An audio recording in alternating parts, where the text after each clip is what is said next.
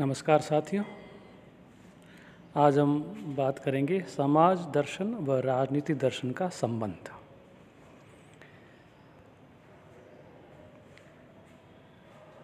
इसमें हम सबसे पहले ये समझेंगे कि समाज दर्शन क्या है।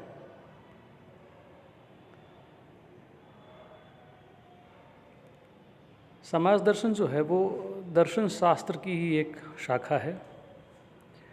जब दार्शनिक विधि से समाज का अध्ययन किया जाता है तो उसे समाज दर्शन कहते हैं।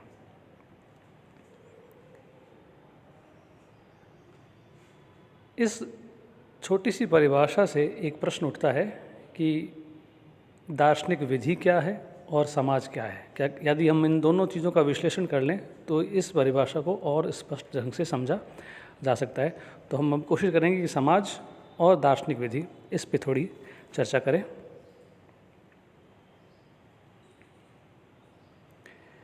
तो प्रसिद्ध दार्शनिक जॉन हॉस्पर्स ने दर्शन शास्त्र के 4 प्रमुख लक्षण बतलाए हैं। जॉन हॉस्पर्स जिनकी एक बड़ी अच्छी पुस्तक है दार्शनिक चिंतन, इस पुस्तक में उन्होंने अपनी दार्शनिक विधि जो है उसको और ढंग से स्पष्ट किया है। तो हम देखते हैं कि किसी भी विधि को दार्शनिक विधि कब कहा जा सकता है। तो उसके 4 लक्षण जॉन हॉस्पर्स ने बताए हैं, और भी बहुत से हैं लेकिन हम मुख्य रूप से इसी पे ध्यान देंगे आज। जॉन हॉस्पर्स ने दार्शनिक विधि के लक्षण 4 बतलाए हैं, यानी कि 4 दृष्टि से, 4 ढंग से, 4 विधियों से अगर हम बात करें किसी विषय पर, किसी भी एक विषय पर, तो वो उसका दार्शनिक पक्ष को स्पष्ट करता है। तो सबसे पहला है संप्रत्यय का स्पष्टीकरण, दूसरा है विश्वासों का समीक्षात्मक मूल्यांकन, तीसरा है मूल प्रश्नों का अध्ययन, और चौथा है सामान्य समस्याओं का अध्ययन। अब इनको हम एक एक करके और थोड़ा समझने का प्रयास करें डिटेल में। तो सबसे पहले है संप्रत्यय का स्पष्टीकरण। संप्रत्यय का मतलब होता है किसी भी विचार को जब हम कंक्लूड करते हैं, किसी भी अलग अलग वस्तुओं की एक हम प्रतिमा बना लेते हैं वैचारिक, जिसे हम आइडिया कहें, जिसे हम प्रत्यय कहें, जिसे हम विचार कहें, जिसे हम परिभाषा कहें, जिसे हम सामान्य कहें, तो वो सारे के सारे जब मानसिक स्तर पर हम उसको एक रूप देते हैं वो संप्रत्यय कहलाता है। यानी हर विषय में अपने अपने कुछ संप्रत्यय होते हैं, अपनी अपनी कोई टर्मिनोलॉजी होती है, अपने अपने कुछ विशिष्ट शब्द होते हैं।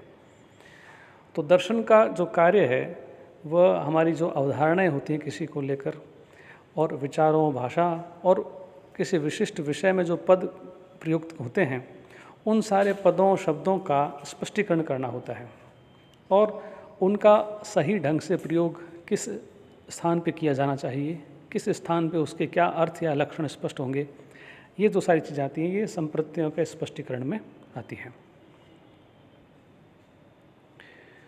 दूसरा है विश्वासों का समीक्षात्मक मूल्यांकन। किन्हीं बातों को लेकर जो हमारे पूर्व विश्वास होते हैं, पूर्व जो धारणाएं होती हैं, उनको तार्किक युक्ति देने, उनको तार्किक युक्ति द्वारा स्पष्ट करना, उनको तार्किक आधार देना, ये जो है ये समीक्षात्मक ढंग से अध्ययन करना दर्शन का मुख्य कार्य है। अगर हम केवल मान लें कि ग्रहण जो है वो इस कारण होता है कि राहु चांद को ग्रस लेता है, तो इसकी कोई तार्किक व्याख्या अगर सामने आए तो इस बात को और अच्छे से समझा जा सकता है। बारिश क्यों होती है, जैसे विज्ञान करता है, जैसे पानी किस डिग्री पर जो है वो उबलना आरंभ हो जाता है, तो इनका एक तार्किक आधार देना किसी भी विषय का, चाहे वो समाज हो, चाहे वो धर्म हो, चाहे वो नीति हो, उन सभी अवधारणाओं के तार्किक आधार जो हैं वो दर्शन का कार्य है कि वो उन्हें स्टैब्लिश करे, उनको सबल प्रदान करे। तीसरा है मूल प्रश्नों का अध्ययन। मूल का मतलब जड़,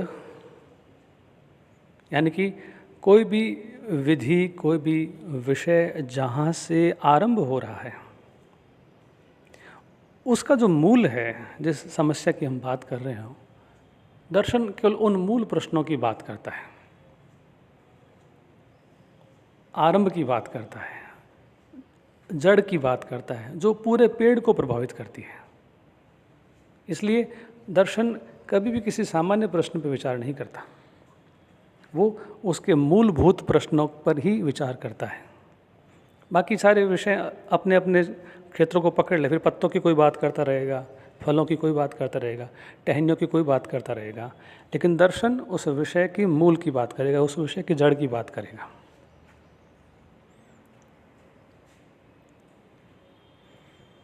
चौथा है सामान्य समस्याओं का अध्ययन। दर्शन कभी किसी विशेष व्यक्ति, विशेष घटना, विशेष स्थिति या किसी विशिष्ट वस्तु को अपने अध्ययन का विषय कभी नहीं बनाता। वो हमेशा सामान्य प्रश्न उठाता है। जैसे एक पर्टिकुलर व्यक्ति के लिए शुभ क्या है, दर्शन इस पे कोई चर्चा नहीं करता। एक भारतीय की सामाजिक स्थिति क्या है, दर्शन ऐसे विषयों को नहीं लेता। दर्शन एक सामान्य भारतीय का जो तत्व है, सामान्य भारतीय की जो संप्रत्य है, उस पे चिंतन करता है। जैसे एक पर्टिकुलर व्यक्ति, चाहे राम हो, श्याम हो, कोई भी हो, उनके लिए क्या शुभ हो सकता है, दर्शन इस पे बात नहीं करता।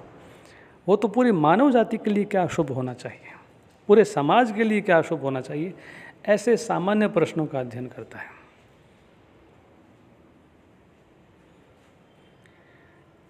ऑस्पर्स ने दर्शन की 4 विधियां बताई हैं, लेकिन एक और विधि जो बहुत से दार्शनिक या विचारक जिसकी सहमति देते हैं, जो कहते हैं कि ये 5 लक्षण भी दार्शनिक विधि के अंतर्गत आता है, वो है आदर्श या मानक दृष्टिकोण से अध्ययन। ये देखा जाए तो एक एथिकल पोर्शन, नैतिक या नियामक एक हिस्सा दर्शन का जो है, उस पे बात होती है।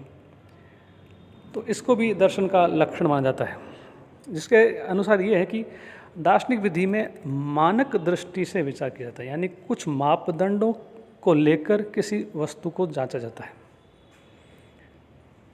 यानी कि व्यक्ति नैतिक कैसे हो, इसके कुछ मापदंड होते हैं, और उन मापदंडों के आधार पर व्यक्ति के नैतिक आचरण का अध्ययन किया जाता है। तो मापदंड लेके ये नहीं देखा जाता कि मनुष्य के आचरण कैसे हैं, नहीं। ऐसा नहीं है कि आपके पास एक स्केल है और आप बता दो कि ये 6 इंच का है, ये वस्तु 9 इंच की है, नहीं, ऐसा नहीं है। दर्शन ये कहता है कि ये स्केल है और इसके अनुसार इस लंबाई को होना चाहिए। जैसे नीति शास्त्र कहता है कि ये यम है, इन यम के अनुसार आचरण होना चाहिए। जैन दर्शन ये नहीं कहता कि हमारी ये 5 महाव्रत हैं, और वो उससे ये नहीं कहता कि इनके अनुसार क्या क्या अध्ययन हो रहा है, वो कहता है कि इसके अनुसार व्यक्ति को होना चाहिए। तो ठीक ऐसे ही क्या है इसका अध्ययन नहीं होता, बल्कि उन मापदंडों के अनुसार ऐसा मनुष्य को होना चाहिए, मनुष्य का आचरण इस प्रकार से होना चाहिए। दर्शन इसके बारे में बात करता है। वो क्या है नहीं बताता, बल्कि क्या होना चाहिए इसके बारे में बतलाता है। इस प्रकार से, इस दृष्टिकोण से अध्ययन करता है कि समाज कैसा है इसकी बात नहीं, समाज कैसा होना चाहिए ये चर्चा का विषय है।